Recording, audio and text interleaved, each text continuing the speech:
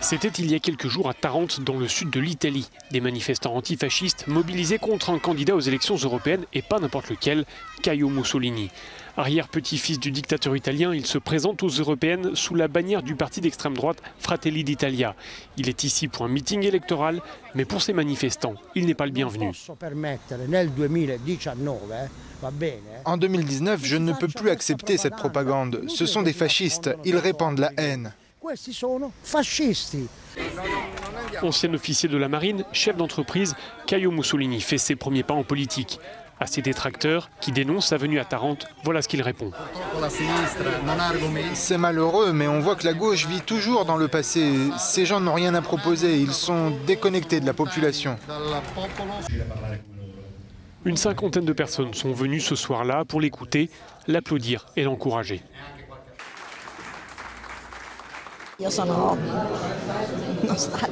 Moi, je suis quelqu'un de nostalgique.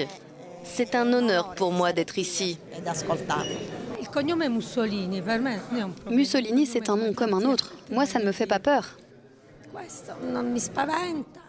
Il n'est pas le premier Mussolini à faire de la politique. Une de ses grandes cousines, Alessandra, siège déjà au Parlement européen et elle se présente pour un nouveau mandat sous les couleurs de Forza Italia. Caio Mussolini, lui, sait qu'il n'est pas connu du grand public. J'ai peu de temps pour me faire connaître. Pour me faire remarquer, c'est vrai que j'ai un avantage. Et cet avantage, c'est mon nom de famille. Caio Mussolini a choisi le sud de l'Italie pour faire ses débuts en politique.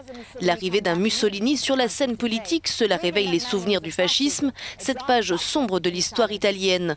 Comment les Italiens perçoivent-ils cela ? Cette année, les cortèges du 25 avril étaient plus garnis que d'ordinaire, à Rome comme dans les grandes villes. Cette date du 25 avril marque l'anniversaire de la libération du pays, à la fin de la Seconde Guerre mondiale.